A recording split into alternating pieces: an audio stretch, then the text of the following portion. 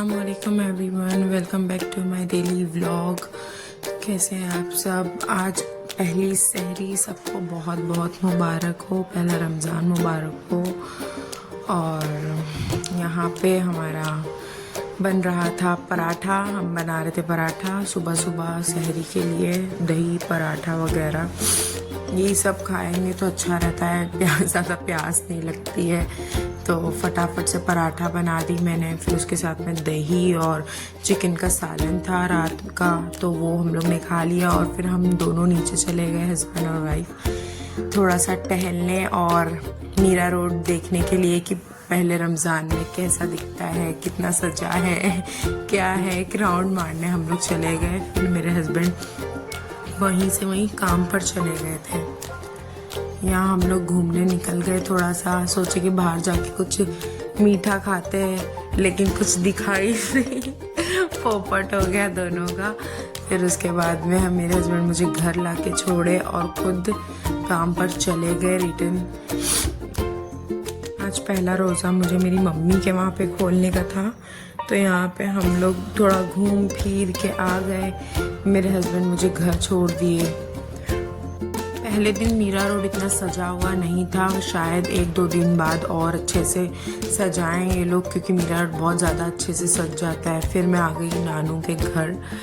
फिर हम सुबह सुबह आके बर्तन इतने सारे सहरी के वो धो ली, क्योंकि मेरी नानी की तबीयत भी नहीं सही थी, तो मैं बोली चलो मैं धो लेती हूँ। फिर यहाँ पे मैं सूर्य सुन रही थी और फिर मैं थोड़ा सो गई थी। सो के उठने के बाद फाइज आ गया मुझे उठाने के लिए, खेल रहा था मेरे साथ में, ऐसे हाथ मार मार के उठाता है कि खाना दे दो, मेरे को उठाओ, मेरे को प्यार करो, गोद में लो। फिर उसके बाद में नानू लेकर आ गए मार्केट से सब फ्रूट्स वगैरह और कॉर्न, ये वो, मतलब अफ्तारी की चीज़ें सब।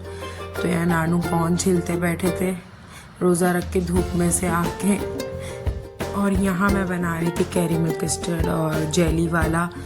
तो ये इसका मिश्रण है। मैं सोची कि मैं भी नाला सुपारा चली जाऊंगी मम्मी के वहाँ, तो मैं नानू लोग के लिए ये कैरेमल बना के जाऊँ। बहुत ज़्यादा टेस्टी रहता है, इतना यमी रहता है ना, और ठंडक रहती है ना इफ्तारी के बाद खाने के लिए, तो बहुत ज़्यादा अच्छा लगता है। तो उसको दूध गर्म करके सबसे पहले, फिर दूध गर्म जब हो जाए, फिर उसके बाद ये जो इसका मिक्स्ड रहता है उसमें डाल देने का, और थोड़े से 5 मिनट के लिए इसको पका लेने का अच्छी तरीके से। पकाने के बाद सारी जो हमारे पास कटोरी बाउल जो भी है आपके पास अवेलेबल, उसमें कैरेमल जो है वो डाल देने का, और उसके बाद एक एक करके दूध डाल देने का। फिर उसको ठंडा होने के लिए बाहर ही रहने देने का। फिर उसके बाद में उसको फ्रिज में रखने का, तो वो बहुत ज़्यादा अच्छे से सेट होता है, जमता है। और उसके ऊपर बाद में जब वो जम जाए, थोड़ा सा सेट हो जाए, या गर्मी में मतलब हल्का जेली टाइप हो जाए, तो उसके ऊपर काजू बादाम जो भी आपके पास अवेलेबल हो वो डाल दीजिए। बहुत ज़्यादा मतलब यम्मी लगता है, मतलब ऐसा लगता है कि वाओ, मतलब अफ्तारी के बाद खाने के बाद तो बहुत ज़्यादा अच्छा लगता है। फिर उसके बाद में यहाँ पे नानू काट रहे थे सब प्याज, अफ्तारी के लिए बनने जा रहा था कुछ टेस्टी सा, यमी सा। फिर मैं चली गई नाला सुपारा के लिए, मेरे हस्बैंड आ गए थे लेने के लिए। और यहाँ पे मेरा फाइज बैठा है और मैं पहुँच गई मम्मी के घर नाला सुपारा। और यहाँ पे मेरी बहन इफ्तारी वगैरह सब कुछ काट के रेडी रखी थी। फिर मैं भी गई, थोड़ा सा इफ्तारी में हेल्प कर दी काटने में। क्या हेल्प करी, कुछ भी नहीं, हो बेचारी पूरा ही करके रखी थी। फिर उसके बाद में हम लोगों ने इफ्तारी की है। मम्मी ने आज बहुत स्पेशल चीज़ बनाए थे, बीफ बिरयानी बनाए थे, रगड़ा बनाए थे, भजिया बनाए थे, और इतने सारा माशाल्लाह फ्रूट्स था। फिर मैं आ गई अपने घर और मुझे सहरी के लिए जल्दी उठना भी था, तो गाइस दुआ में याद रखिए। अल्लाह।